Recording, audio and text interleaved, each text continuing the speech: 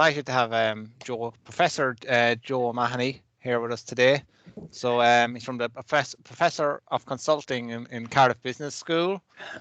So quite accomplished. He's written a number of textbooks, including Managing Consulting, published by Oxford University Press, which is a best-selling book and has 5-star review on Amazon. I just checked. Oh, there you go. I wrote those reviews myself.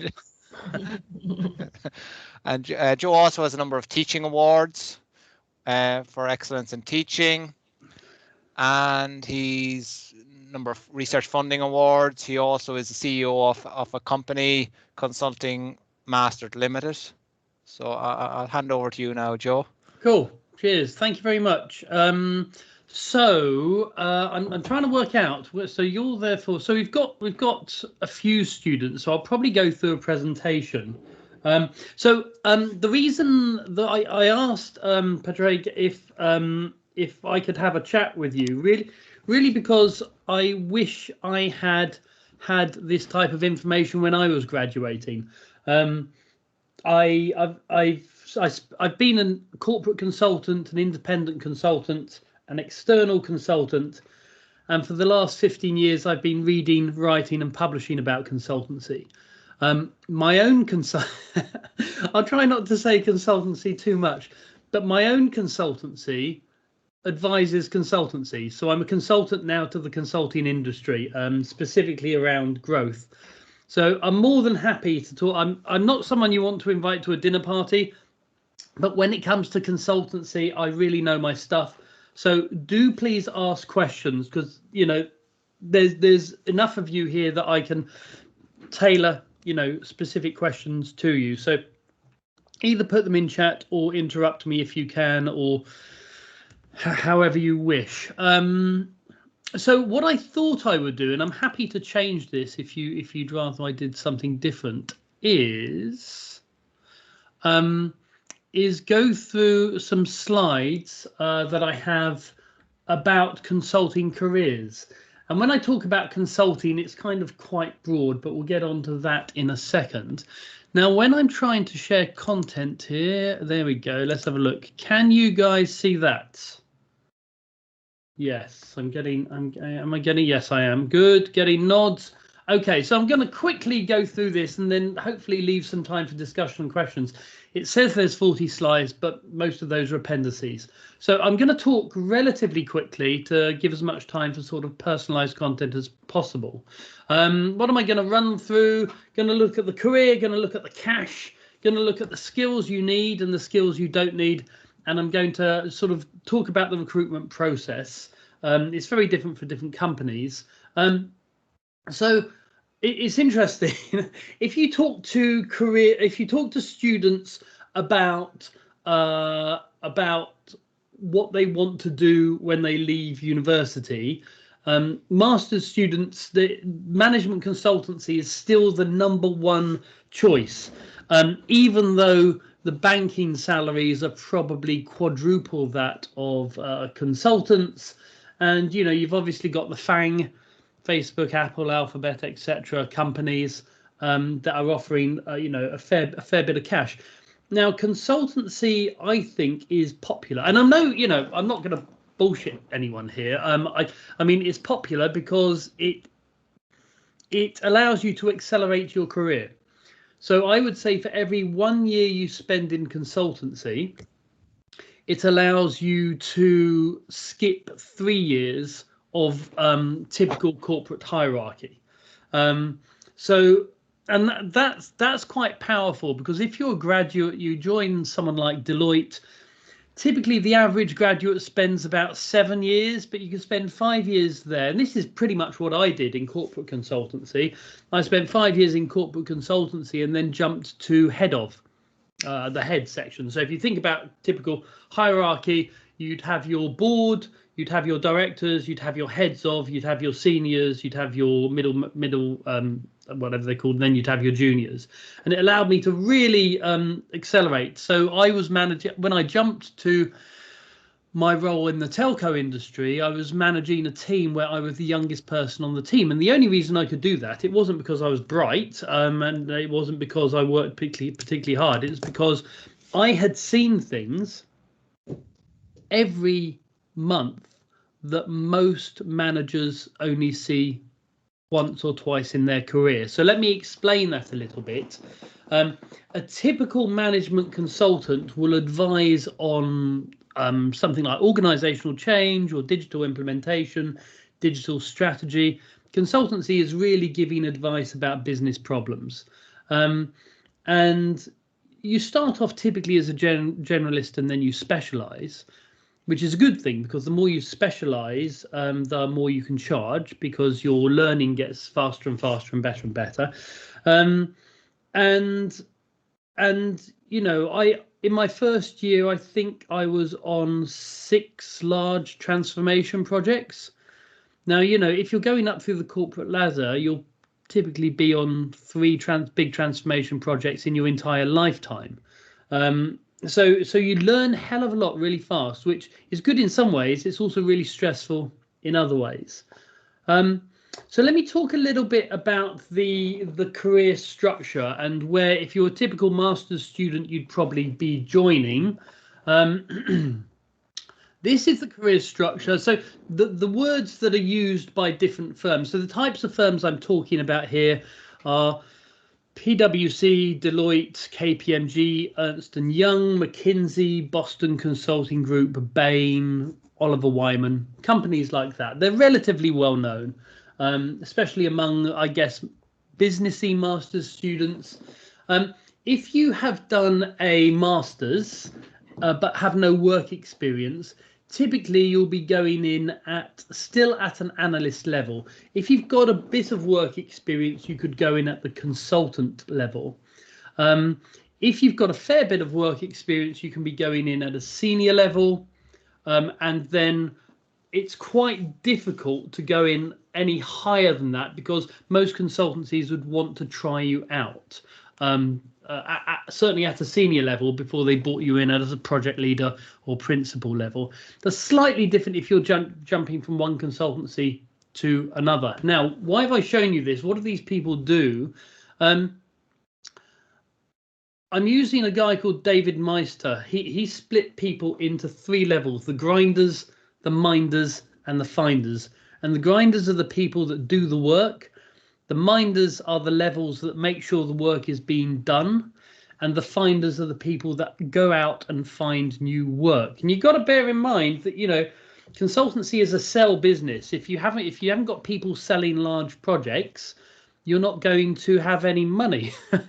I realize that's the same with every company, but you know, there's no assets in consultancy. People always say the people are the assets, but that's nonsense. People come and go. You know, the average lifespan of a consultant is 7 years in terms of their career. And, you know, if all your assets walked out the door every 7 years, you'd have a problem in your company. Now, what does this mean for you and the skills that you're looking at? Well, in terms of the skills you need, early on in your career, they're going to be focusing on delivery skills. Can you do the data modeling? Can you use Excel? Can you use PowerPoint? Can you write nice reports? However, to get up the organization, you need to be able to sell and manage others. And specifically, the sales skills are the one. This is the same in many companies, but it's especially true in consultancy. The further up the organization you want to go, the more you need to be able to sell.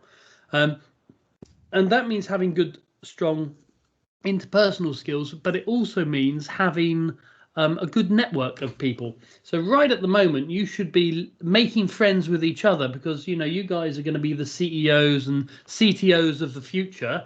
So you should be networking with each other, but also networking generally, you know, going to events and talking to people and, you know, swapping business cards or LinkedIn profiles whenever you can.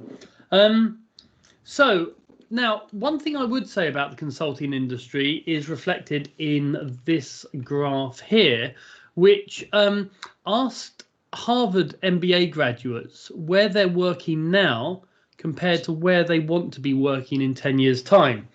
So as you can see, management consultancy was the most popular destination for Harvard graduates, and is still the most popular destination of all business graduates. And that's because it gives you a huge variety of work. It allows you to learn a huge amount very quickly. It's an interesting area. And you compare that to banking. Banking obviously pays a bit more, but it's, you know, a bit more boring. You're just dealing with numbers. You tend to do the same thing over and over again. In my first year in consultancy, I had a big IT ERP implementation. I had a 3G strategy project. I had a communication strategy and plan project for the banking industry, and I had a digital implementation project, something slightly different to ERP.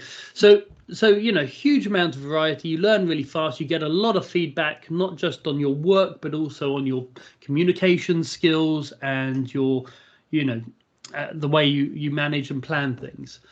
However, the reason the reason that, you know, or let's say 1% want to be in consultancy in 10 years' time is because it's really, really hard work.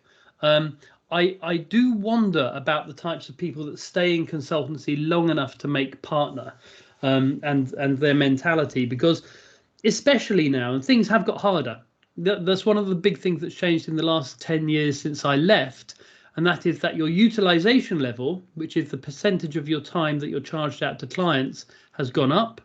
Salaries have remained relatively static. They're not bad salaries at all. In fact, I'd say they're quite good salaries.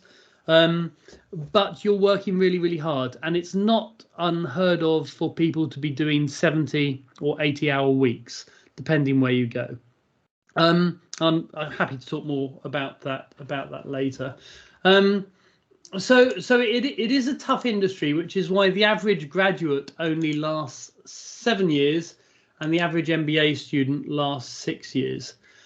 In terms of where they go afterwards, most of them actually jump to clients. So those of you that get into management consultancies, I would recommend making friends with your clients, especially those that you like working for, because typically you'll work for, I don't know, 4 or 5 years, and you'll think, you might think, I just can't take the stress of this anymore, because some people are particularly susceptible to stress.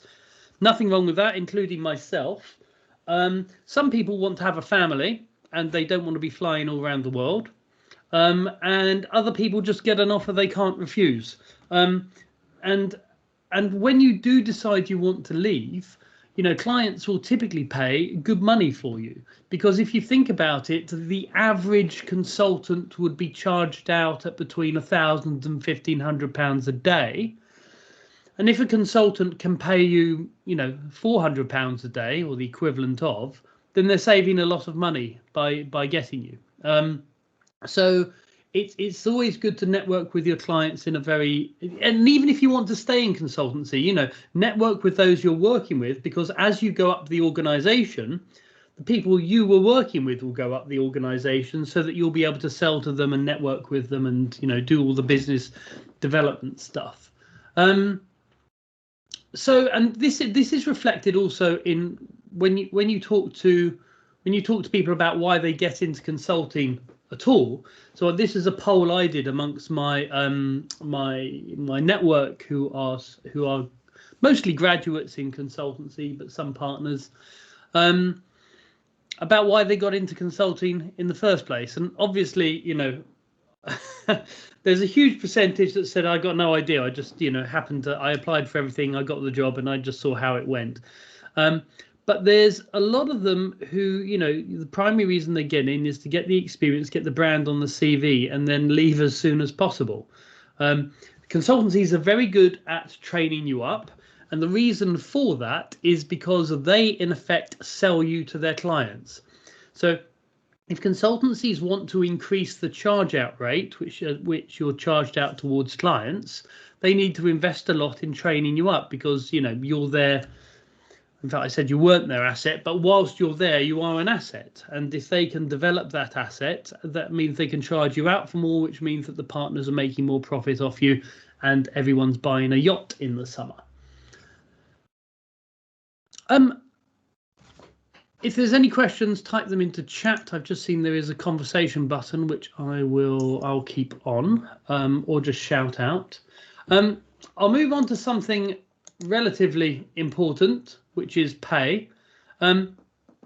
The average graduate going into consultancy earns 26,000. Now, these figures should be taken with a pinch of salt. So it's 26,000 typically, plus a bonus, plus perks, gym membership, car allowance, that type of stuff.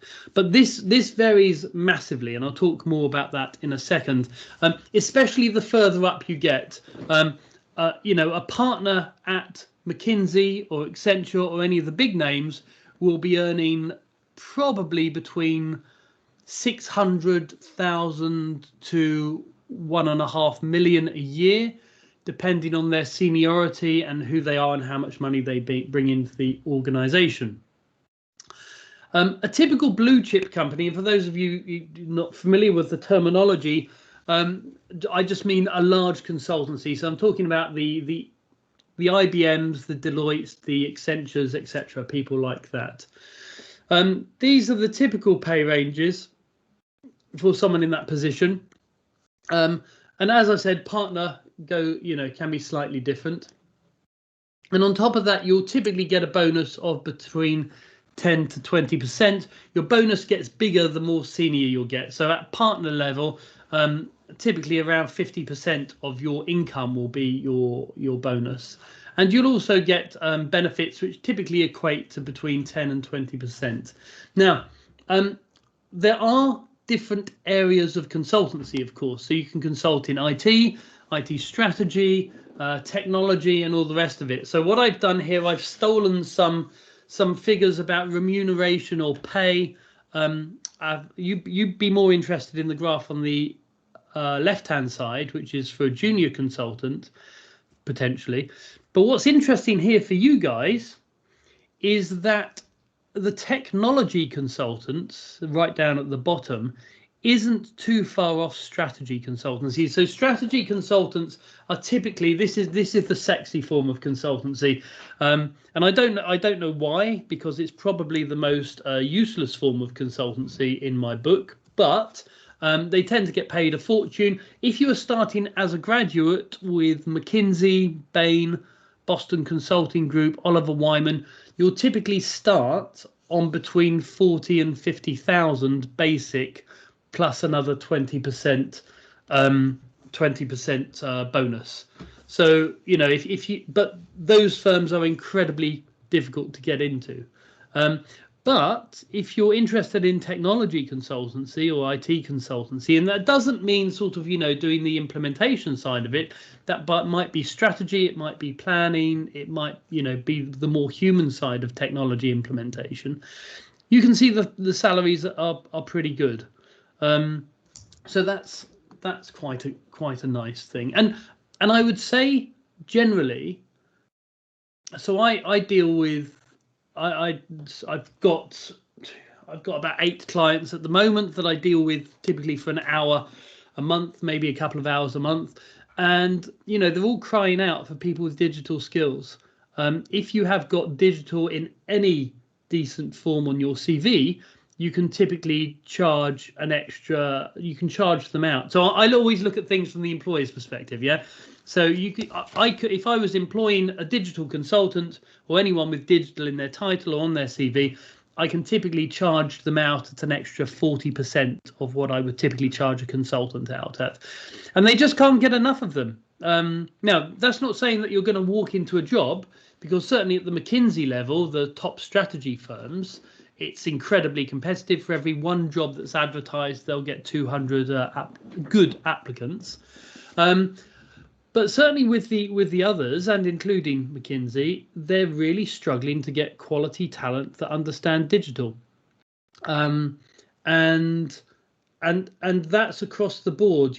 Big data, AI, machine learning, even coding. I always say to my MBA students, if they can add a bit of PHP coding onto their CV, or even, to be honest, just do macros in Excel, then it really gives them an advantage with other people. Because clients now, when I was doing consultancy, clients would typically ask for, a PowerPoint presentation or a nice management report.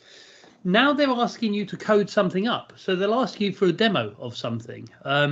And, if you can turn that around in a week and give them a sort of, very quick, agile style demo of something that you want to build or implement, then that's a really powerful skill. So having that ability, I'm not saying, now you need to be careful where you pigeonhole yourself here, because if you become known as a coder, then, you can get locked in a basement in Staines and never see the light of day again. And, that may be something that you love. So I did some consultancy with IBM a couple of years back, and they've got Nobel Prize winners locked in their basement. They've got this area called Hursley, which is where the Enigma code was cracked. And they pay a fortune for these brains, and I do mean Nobel Prize winners, really, really hot people, And my job, so they were inventing stuff that was brilliant, but the consultants couldn't sell it.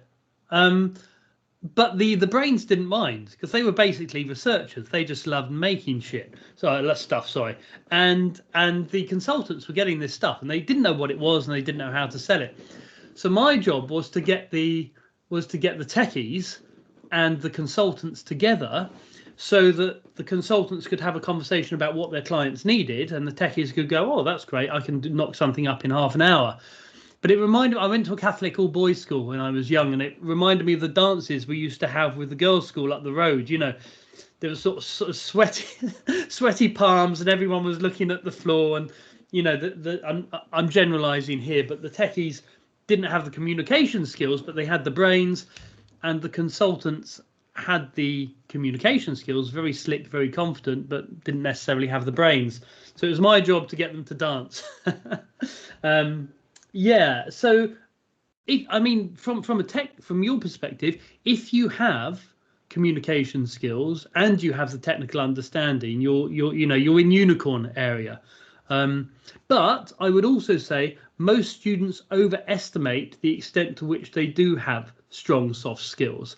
When I ask my MBA class who thinks they have above average interpersonal skills, all of them put their hand up.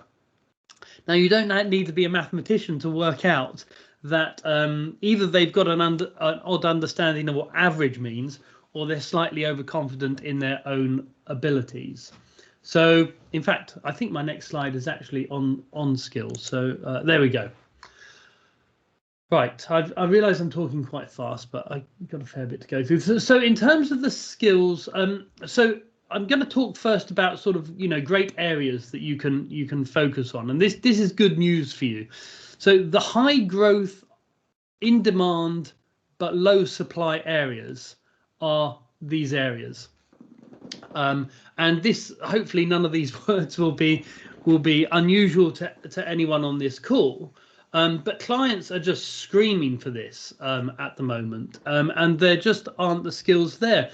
Now, if you were skilled in this area, you might, and I'm more than happy to talk about this later, you might think, well, rather than go and work for Deloitte, who will pay me 40 grand, but charge me out at £2,000 a day, why don't I set up my own company?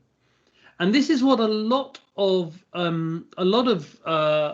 people who are skilled in this area are doing. And the great thing is that if you start up your own consultancy in this area and you've got some good advice about how to grow, and it's not just the technical skills, obviously, that makes a good consultancy. You can sell it in 5 years. If you focus your mind, you can grow and sell a consultancy in 5 years. And typically, if you're good at managing, you can get a £5 million payout for that. Now, that might not be you personally, because you need to share the equity, and you've got advisors to pay off and all the rest of it. But yeah, I'm seeing a huge. I'm just plugging myself in. Sorry, I completely forgot. I'm seeing a huge number of able IT and digital people with good soft skills and good communication skills setting up by themselves, and it means that they're not as fit as I used to be. It means that they're making the money rather than the KPMG or McKinsey or whoever is taking it up. Now, McKinsey, KPMG, and all the others are really aware of this because they're the people that are buying these consultancies. So one of the firms I advised recently is a cybersecurity consultancy. They were started up by a guy who just didn't like. He started to work for Deloitte, I think it was. Didn't like the culture, far too, grey suit and straight laced. And so he started up with him and a few pals, and they grew the company to, I think, $7 million in about 7 years, and then sold it for a huge multiple. So you typically sell them for a multiple. So most consultancies would sell for around 1.2 their revenue. Now, if you're a digital consultancy, that can be twice revenue. So if you've got revenue of, say, I don't know, 3 to 5 million, you can typically sell that for around 6 to 10 million, which is, not a bad innings for a few years' work. Okay, so this comes from a survey from Consulting UK, which looks at. So this asks clients, who are the gods for consultants, what their spending plans will be for consultancy services 5 years from now. This was from last year, and you can see that cybersecurity, data analytics, it's huge. And the crazy thing is that people don't have the skills in this. So even if you think, well, I wouldn't be confident enough to go and start consulting on cybersecurity or data analytics, go and work for Deloitte for 2 or 3 years. Stay in contact with a few people who you admire and respect and like in your course, and then get together in 3 years' time. Once you've all been trained up, start your own company with a view of flogging it in a few years. That's what I would do if I was young and I had my hair. Neither of those are true anymore. Okay, I'm just going to keep pressing on now. This is from a survey of, and this really, my point over the next 2 slides is to emphasize the importance of soft skills. This comes from a survey asking consultancies what they find the hardest to recruit. What skills do they find the hardest to get hold of? And you'll notice that analytical skills are down the bottom. They're the easiest that they find to recruit. The analytical skills, there are hundreds of thousands of Indians who can do PHP to a high standard for, £70 a day. Now, that's probably less true now than it was 5 years ago. Maybe we're talking, £200 a day. And so for certainly for standard work, that, and analytical work, that can be outsourced. However, it's the combination of that understanding of the analysis, the more strategic thinking, and the softer skills that consultancies really struggle with getting. And so, if English is your first language, you have good tech analytical skills, and you have the softer skills that are ranked towards the top here, the sales skills and the relationship building skills, then you're in great territory.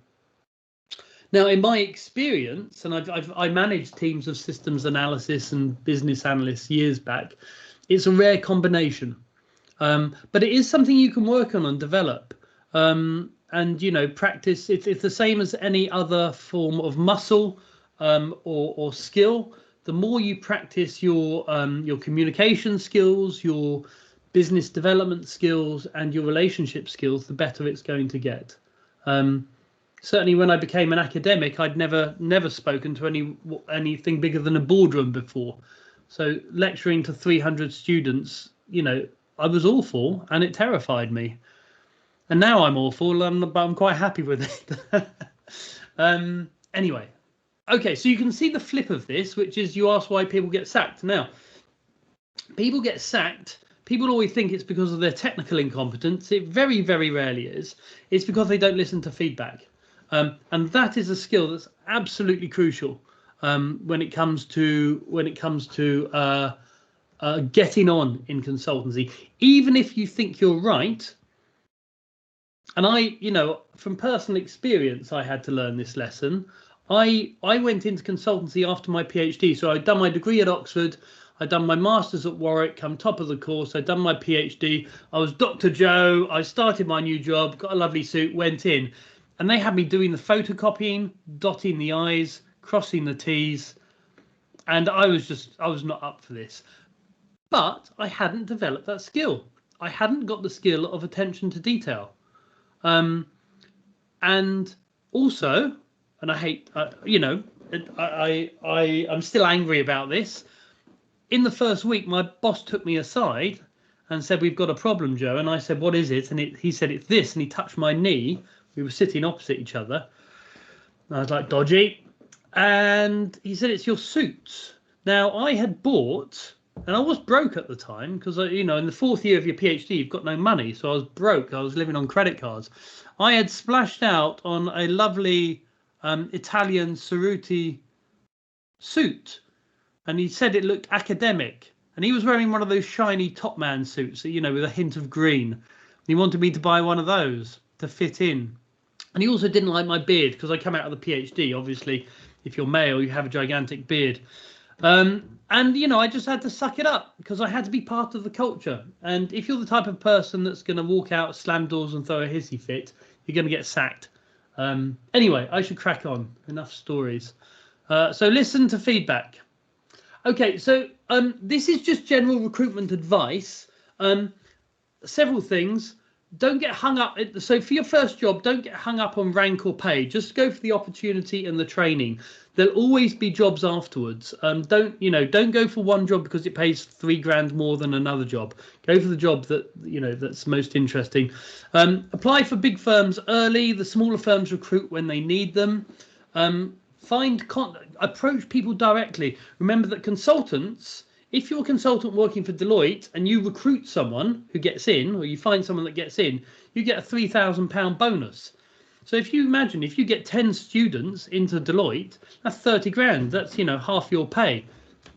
Blah, blah, blah. All the rest of that is fine. I'm going to quickly take you through the consultancy recruitment process. This is for the large consultancies. Number one, do you have the basics? They test that through online application, CV, covering letter. Number two, do you have the mental ability? They do that through all those standard tests that hopefully you will have seen by now, numerical, verbal, logic, etc. Number three, and most importantly, are you the right person? Do you fit? Can we trust your judgment? Are you safe to leave alone with a client, or are you going to embarrass the firm?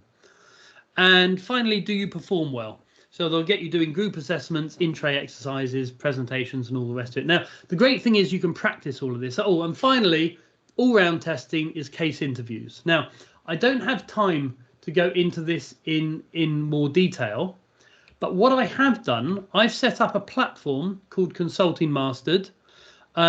If you go there, I have an online course that I've set up for students that I typically sell to other universities.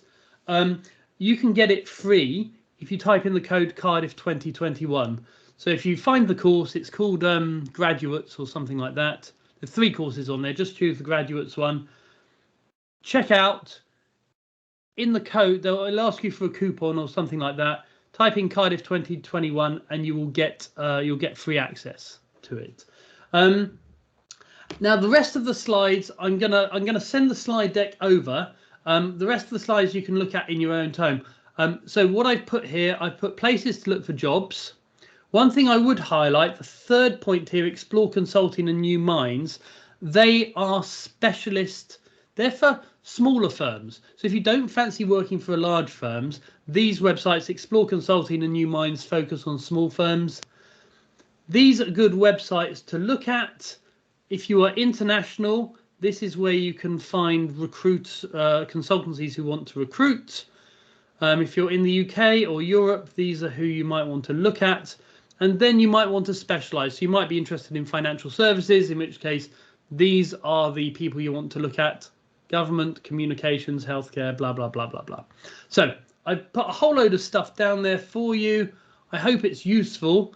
I'll send over the slides and if you're interested, you can download them, look at them in more detail. So I'm going to stop sharing. Have I stopped sharing? Yes, you have, Joe. Ah, good. Okay. Okay. So, okay, thanks, Joe, for a very interesting talk. So, in computer science, we've got a lot of MSc students doing a masters in AI, Wow. Okay. data science, and cybersecurity. So, have you any specific advice for those students who may be on the call today? So, can they potentially go directly into consulting, or do they need potentially further training to develop some of these other skills? Because we kind of give them the technical skills. Yeah. So, I mean, okay. Let me structure this. Have a look at the consulting master course. So that gives you a lot of detail on what skills you need to develop. If you don't feel that your communication skills are up to scratch, then practice them. One of the best ways of doing this is something called the case interview. In the case interview, typically you'll come in, you'll sit down opposite me, and I'll be the interviewer, and I'll say, I am Samsung. I'm thinking of buying Canon, the camera manufacturer. Should I do it? Now, most people, if they're not prepared for that, will just say yes or no, or I don't know. You know, why are you asking me? But if you've been trained, you can just break it down into a series of problems. So, so you might start off with saying, well, I'm going to look at this from a cost-benefit analysis, and I'm going to focus on the potential benefits to Samsung of doing this over the next 3 years in terms of revenues, in terms of additional sales, and then you break it down further. So that type of communication and that type of thinking is something you can be trained for, and certainly the resources I've got on the website will help with that. But also if you do a search on consultancy applications or job interviews or whatever, there's a huge amount of free resource out there. There's a really good website called the Prep Lounge. I'll type it into here. So it's thepreplounge.com. No, that's wrong. The Prep. There we go. My spelling wasn't great first time around. Yeah. So yeah, you can go straight from your masters, even with no work experience, straight into a consultancy. Now, if you've been doing big data and the like, and artificial intelligence or whatever, it may be that they want to steer you into that specific department. So they might want you doing, they might want you doing sort of, the more technical side of things. But you should push back against that if you don't want to do it. So in answer to Andreas, who's asked, do big consulting firms hire graduates outside graduate schemes programs? Not unless you have work experience. If you have work experience, then yes. If you've got, say, 3 years work experience, they'll hire you. They typically just hire the whole year round. But the large firms typically, in fact, this year is slightly different because of COVID. So what happened with COVID is that all the firms thought, oh my God, our client spend is going to disappear. So they just stopped hiring. And so everyone was going, oh no, there's no jobs. What are we going to do? But then they realized that actually clients are spending on consultants. And so they're really heavily recruiting at the moment. So this year has been slightly different. So Andreas, if you think you're too late, you're probably not. So it's always worth looking at the big firms. But typically they have 2 rounds of recruitment. One is in December and the other is in May, around now. So it's worth looking. Any other questions? I mean, you guys are in a fantastic position. I mean, well, you've probably been told this a lot, but consultancies can't, especially around machine learning, AI. They just can't get enough of it because they can charge. If you've done a master's in that and you've got a year's work experience with them, they can charge you out to a client for a couple of grand a day, and typically they'll be paying you, £300 or £400 a day, if that. and so they're making a vast amount of money. Oh yeah, sure, Andreas, you're right. I mean, it don't get me wrong, it's still really competitive out there, but what you're learning is very much of the I've got MBA students, and last year I had maybe 300 MBA students leaving, and probably only 100 of them got graduate jobs, because everyone and their dog has an MBA now, and employers, especially consultancies, they used to lap up the MBA, but now clients are asking for more than that. They're asking for people who can code, they're asking for people who can understand digital, as well as the normal communication and writing skills. So I'd say you may not feel like you're in a great position, but I would say you're in a much better position than people that have spent a fortune on MBAs. Mohammed, is it that difficult for MSc data science graduates to get a graduate job? I don't know about graduate jobs generally. I do know the consulting industry, and I know that they are heavily recruiting MSc data science. Anything that is related to digital, especially to do with data or to do with machine learning, AI,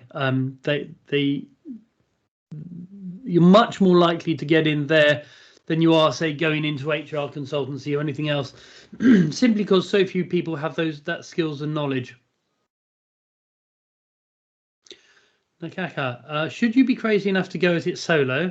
What does it take for a data science grad to start a successful firm? Okay, number one, you need a network. So this is why I would recommend going into consultancy for a while, unless you've already got some work experience. So you should have a network, number one, both of people that you can sell to, but also of people that you can work with. So if you leave and start up by yourself, initially you're going to want, someone might say, hey, we've got a big project for you to work on. It would be great to get you in. Where's your team? And then if it's just you, then, you're probably better off starting either working for a larger firm or contracting. If you've got skills, in PHP or, full stack development or, AI coding. I know nothing about AI coding, but I presume there is a code that people use for AI. Then go contracting, and if you've got some experience, and then build up a network that way. That's a good way of dipping your toe in the water. You get fairly well paid. But if you wanted to start your firm, it's number one, the network. Number two, marketing. So I spend my life at the moment dealing with people who have a brilliant product, but nobody knows about it, or brilliant skills or brilliant service, but nobody knows about it. And there's potentially 100,000 people out there who would love to buy this service, but their marketing is rubbish because they go to a few conferences and all the rest of it. So marketing and sales, I'd say, is part of that. But if you've got your marketing right, you need to worry less about sales. And I would also say, generally, if you're starting up a firm, I would start it up with someone else, because it's like doing a PhD. It's a very lonely existence, starting up a firm by yourself. And I know it because I've done it 4 times. And so if you can start it up with someone else, it gives a different perspective, gives you someone to bounce ideas off, and also doubles the potential, network you've got. Will consultancy firms recruit an MBA student only with recruitment experience as a digital consultant? Are you doing an MSc in something digital? If the answer is yes, then the answer will be yes. Now, that doesn't mean that you're going to get in. What consultancies do, they're less worried. Generally, they're less worried about what you've done in the past and more worried about your capabilities now. So if you can communicate, if you can structure problems, if you understand, the basics of business, if you can solve problems and you can demonstrate that, then, you're going to be at the top of the pile. It doesn't matter what you've done in the past. They're still going to test you on what they think you can do. And so you're much better off practicing those skills that will demonstrate that competence, rather than saying, hey, you know, I was a project leader at Amazon. That's great, but it doesn't mean that you're any good. So I've one question, Joe. So does consultancy normally, let's say pre-COVID, does it involve a lot of travel? So would you need to be a person who's prepared to, you know, travel a lot and not be at home a lot to do this type of job? Yeah, generally yes, but I'd say the typical consultant pre-COVID traveled for between 50 and 60% of their time, and that could be international. You know, that's why so many consultants live around London, because so much of the work is in London. But even if you're a London-based consultant, I was a London-based consultant. I got sent all over. I got sent everywhere, which, you know, for the first month is really, you know, great, and, you know, airports and, you know, flying first class and all the rest of it. But after a month or 3 months, it's just awful. But COVID has changed things, and I think it's changed things permanently. A lot of consultancies have closed their head offices, or closed their big head office and opened up a smaller one. A lot of them have brought in policies about working from home. Clients are happy for people to work from home when they can, because they've realised the cost savings. So I think senior consultants are still going to fly, because business development virtually, or sales virtually, is very difficult to do. But for junior consultants, I would expect the norm to be working from home from now on. Yeah, and maybe I was surprised about the evaluation of these consultancy firms. I was surprised how much they sold for. So so what is the value when you sell a consultancy firm? What are you selling? Because you're not selling the people, because they can walk out the door. What's the value there? So it depends on the size. So you know, when I'm advising larger firms, so when I say larger, I mean more than 20 employees. I focus on brand, business development, brand, intellectual property. So very often they'll have methods, tools, systems, processes, services that have been branded, codified, are well known and well marketed. So and so you're selling that in effect. You know, when you sell any firm, you're selling the promise of growing future revenues. So typically, you know, buyers will pay a premium for firms that show steady growth, both in terms of people and profit. But you're completely right. I mean, up until about 10 years ago, you know, private equity just weren't interested in professional services generally, you know, especially consulting firms. But, you know, if you think about it, it's all profit. You know, the costs of salaries. There's, especially now, there's no assets, there's no machinery, there's nothing getting rusty. You can literally just sell people. So it's quite a nice business model for investors. Now, typically, this is you know, I always talk about niche to my clients.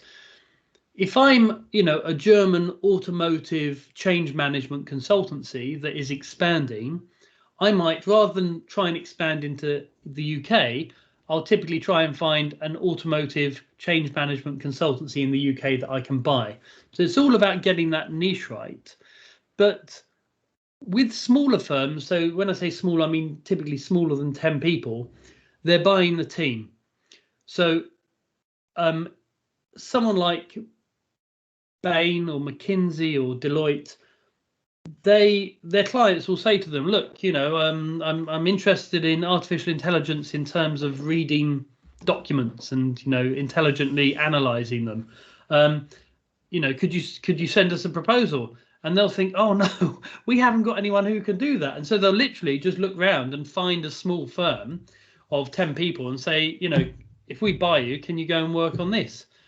And, you know, if they offer them decent money, the answer is yes, very often. So it depends on the size. In summary, I guess, with smaller firms, you're buying the team and the people and sometimes the brand. But with larger firms, you're buying the money generating potential and also the intellectual property. Okay, thanks. Are there any final questions for Joe? Any further questions?